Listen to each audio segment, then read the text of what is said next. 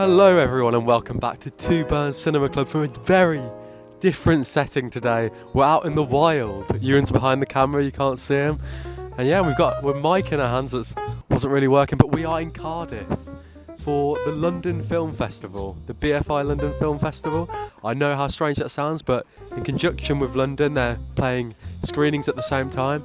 And tonight, me and Ewan are watching two films. We're watching the Palme d'Or winner, It Was Just an Accident.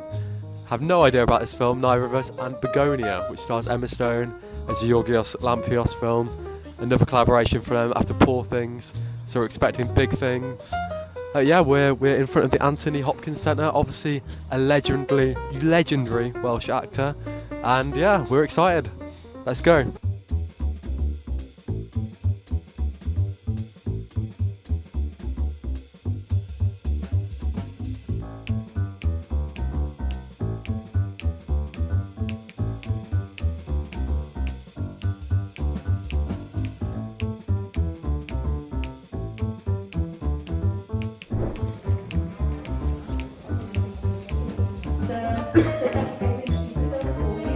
Hello and welcome back to Two Burns Cinema Club.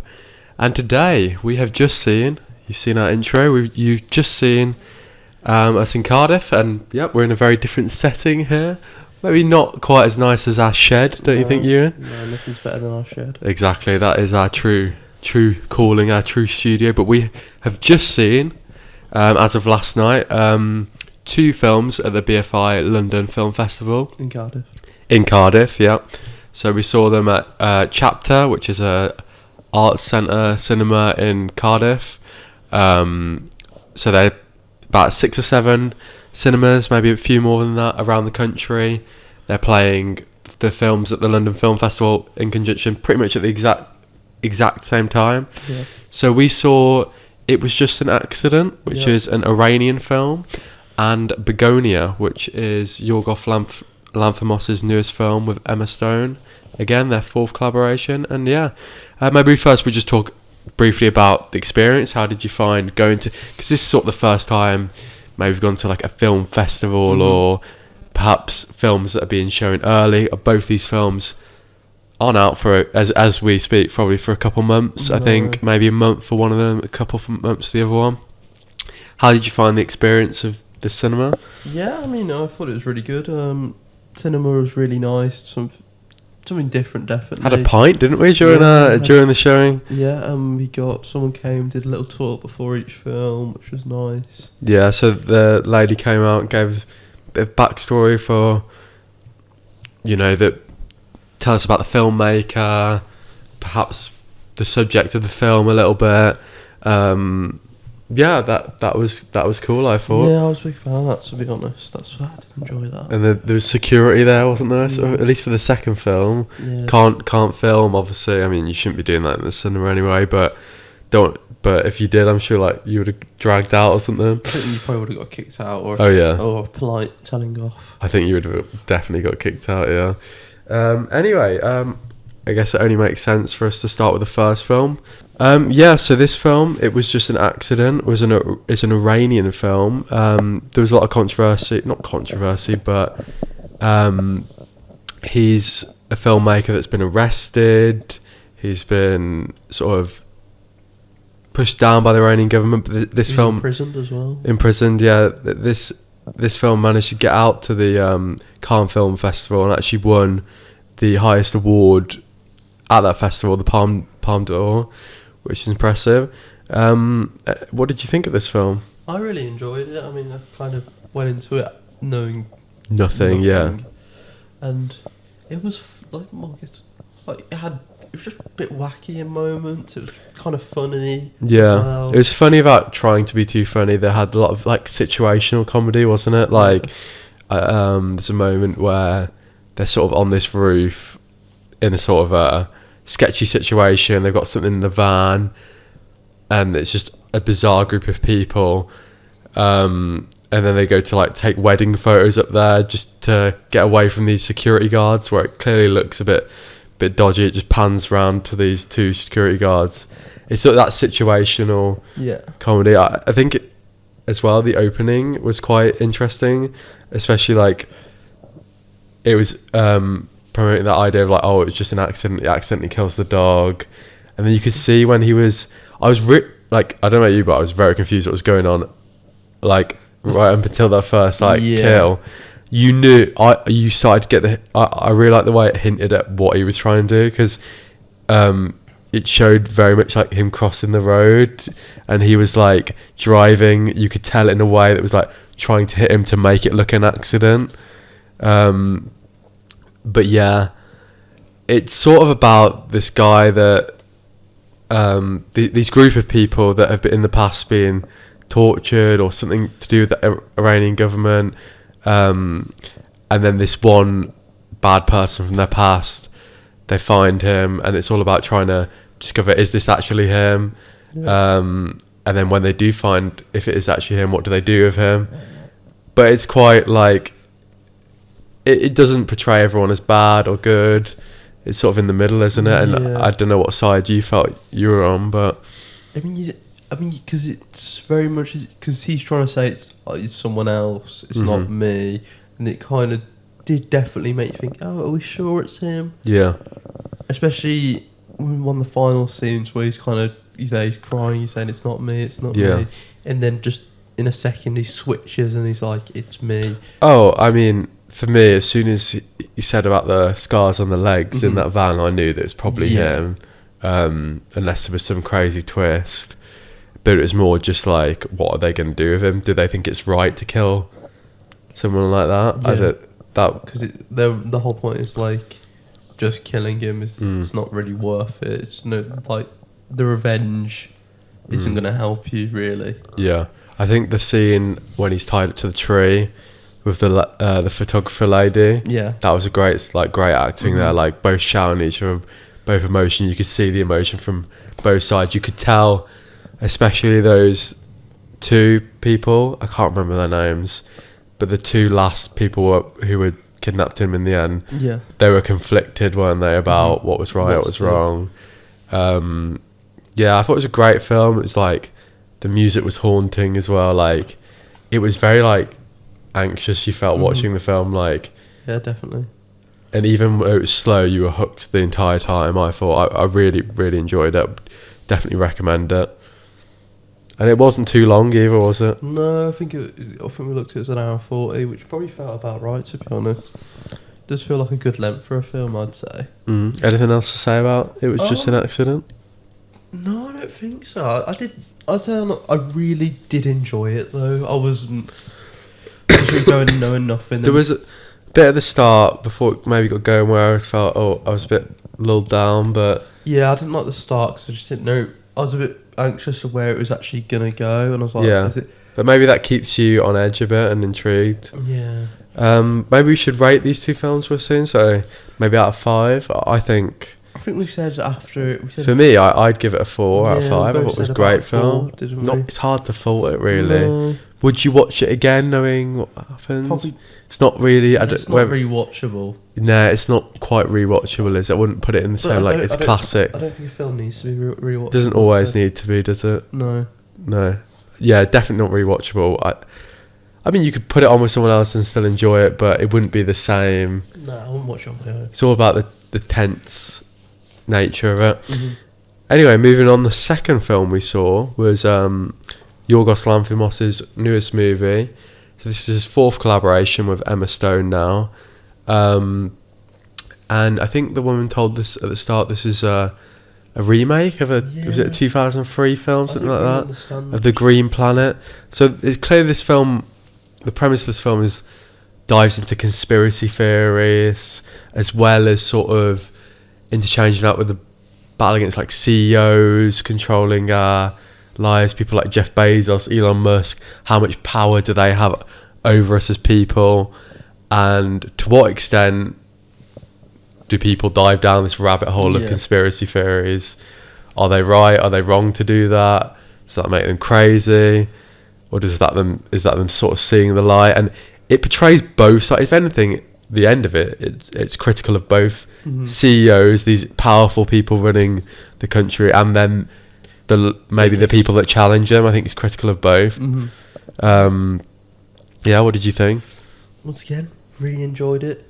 knew basically nothing about the film. I think once again probably started a bit slow. Yeah. But then it found its way, got into it. But I think, yeah, it did start slow, but we sort of needed to know about those two characters, didn't we? Mm-hmm. The two conspiracy theorist characters, and as well as Emma Stone's character, who was clearly like a professional bit. I mean, I thought she's clearly a Jeff Bezos. Yeah, that's what you said, wasn't it? A female Jeff Bezos, basically. Yeah. I'd say, yeah. I mean, I get the point you're trying to make from that.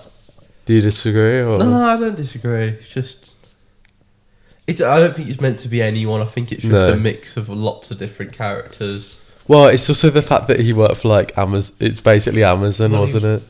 Well, he's working for a package company. Could be anything. He's working for her packages company. Yeah, it's just something I thought definitely could be right. Her company was also a pharmaceutical company, though. Yeah, true. But like, it just shows as well these CEOs and these businesses, they've got their hands on everything, haven't they? Yeah. But yeah, I mean, I really like the concept of the film. Maybe it was a bit slow, maybe it was a bit crazy at times. I think there was points in the middle where the main character, played by Jesse Plemons, was sort of felt like he was just being a bit stubborn, like just literally repeating himself, which I know is making a point, but I thought like, oh, this ain't going anywhere right now. Do you know what I mean? Yeah. It's not going. That's the point where I was like starting to lose me a bit. But then when the cop came in and it sort of started to move on, that it really hooked me, especially right up until the end. Then I like the comparisons with like the bees as well. So like the bees are it links with like corporate life, and you've got the queen bee. Yeah. Also Emma Stone's character, and then you've got the workers. Yeah, and then you've also got the fact that bees are just like this product of the natural world, that human form at their simplest. Yeah. I mean, without spoiling it, like it definitely takes some twists and turns. You're not sure what the ending's going to be, who's going to be in the right. But yeah, especially with, I'd say, Emma Stone's character, because the whole point is he's calling her an alien. Yeah. And the whole film, you're like, you start off, sure, it's not an alien, and then you kind of keep going, and you start to think maybe she is an alien, maybe she's not an alien. Yeah. And then kind of you spend the whole film trying to work out whether she actually was an alien. I mean, to be honest, a lot of it I was just like, yeah, she's not an alien. Yeah. Because it just doesn't make sense. There were so many times I was like, yeah, she's not an alien. Yeah. And then I always go, okay, maybe she is an alien. And then I'd go back on myself and kept switching sides. And I think in the end, but when you think about it, especially in the end, she was always going to be an alien. Because you said this, would have been a bit dull. Yeah, it would make the point that these conspiracy theorists are crazy, but like, you're not making the other point you were trying to make otherwise. That like these corporate CEOs, these people in power are maybe dominating society, getting the best of us. Do you think that the point about conspiracy theorists and the way they went down, that how they portrayed like people like that, do you think that was relevant to right now, or do you think it was accurate? Maybe. Especially when you look at this like internet culture, if you see on comments and stuff, you'll see like, oh yeah, this celebrity injects blood, or like things like that. Tom Hanks has got a secret like island, or he's injecting himself with blood of children. That's the same sort of line that was going down, that these people with infinite money and are the ones that control the world, and it's hard to like disagree when you're in that lowly position that they were in the film, and you can understand the point. And I don't think this has really been done in a film before. Maybe it has with the Green Planet that they said it's a remake of, but it felt more relevant today, especially like I said, with corporations, CEOs like Musk, more corporations than ever. And I think the main thing is how prevalent the internet is. So at one point it was like, oh yeah, I've watched this person's all their YouTube videos. And then like there's also Emma Stone's character that says to him, he's like, you've been watching stuff on social media, you've been watching stuff online, and it's making you like this kind of leading. Yeah, I was very impressed, and like the gore as well, and it was quite brutal. I thought, oh god, especially because you get films where you see a lot of violence and you sort of become desensitized to it. But here was like two main killings, two main acts of like proper bits of violence. I think when you see that in a film, like it shocks you more, doesn't it? When it's not like boom boom boom, it's not Avengers or I know that's not gory, but it's not like, I don't know. When there's only when it's in small doses. Yeah, when it's not like a certain Tarantino film. More hard hitting, isn't it? Yeah, and then especially, I think what was great when he went to go try save his mom, and that kind of whole sequence when it was flipping between Emma Stone's character looking like when she finds the basement where like all his other killings have been. Yeah, that was quite mad. Yeah, he was basically like a serial killer, didn't he? Then I mean, he was clearly a serial killer. But all I would say about that, that the Don. Yeah. Would he have? Surely he would have known about all the other serial killings. Yeah. And he was acting like all this was new, unless maybe Don didn't know about all the other killings. Yeah, we sort of know that. I was sort of saying at the end, who are we supposed to be rooting for here? Are we? Because to me, it was probably Don, and then he killed himself because he had a bit of hope in him that, he was just a simple, pure person. At times you're rooting for Emma Stone's character, but then at times you're like, you know what? She's a bitch. Like, yeah, she did know that Don was vulnerable and made him kill himself, basically. Didn't she really? Well, maybe not kill himself, but she knew she knew if any of them were going to break, it was going to be him, wasn't it? Yeah. I don't think she expected that he was going to kill himself. Yeah, I mean, at the end of the day, who knows? She's a fucking alien, so... This is also true. I think it's really clever how they do it. The timing of it is really good. Tying in the internet, tying in CEOs, really, really, really clever. How would you compare it to, say, like, the other Yorgos Lanthimos film, Poor Things? You've seen that, haven't you? Yeah, I think I preferred this. You prefer this one? Probably, yeah. Poor Things is wacky, and it's definitely got a certain like aesthetic to it, and I really enjoy it. I did really enjoy that. But this is like definitely a more modern. I want to say even it's not realistic because there's an alien in the end of it, but it feels a lot more realistic. Yeah.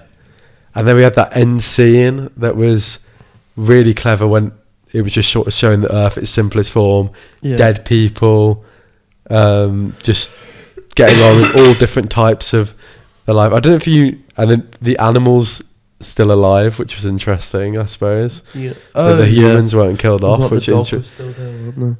Yeah, I don't know if you noticed, but the whole lunar eclipse thing countdown, I think as it went on, the Earth got flatter. It showed the Earth as flat. Really? Yeah, it showed the Earth. So the thing of the Earth was flat. That is true, actually, because all the shots of like, even on the spaceship, I guess they're all showed as the Earth being flat. So I don't know if that's just a funny kind of gag. Well, no, it's sort of tying in with that conspiracy theorist thing, isn't it? If anything, that's the most not popular, but it's pretty immediate, the most well-known conspiracy theory about the Earth. The Earth is flat. So I thought that was quite funny and interesting as well. I didn't think about that, but it's fair. Yeah. Anyway, what would you rate this film then? Probably give it like a 4. Like a 4 as well. Again. No, that sounds bad to give both of them. I think looking back on it, I think I did prefer the first one. The second one, I think. Oh, second one. But I said last night I preferred the first one, but I think thinking about it and talking about it now, I actually prefer the second one. Yeah, I think they're both really good films. It's hard to... Very different, but it's hard to actually pick which one's better, to be honest. There's not much in it. There's not much in it. I'd maybe go with this one, like, slightly below the other one. Just I think there's a bit more wasted time in it. Yeah. But maybe that's just 'cause it's a bit longer. Yeah. I don't know. I think, again, 4 is probably what I'd give it if I was giving it a mark on Letterboxd. Because it's just a clearly very good film. Very well made. Very, very, very clever concept. Yeah. And executed really well. But that was our experience with the London Film Festival. Thought it'd be something different. Try and see some films before they come out into the mainstream cinema landscape.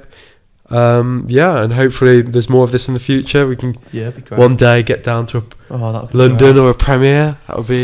That's the goal. But this is the early steps to it. But yeah, just a short podcast to share our experience with it, show ourselves in Cardiff.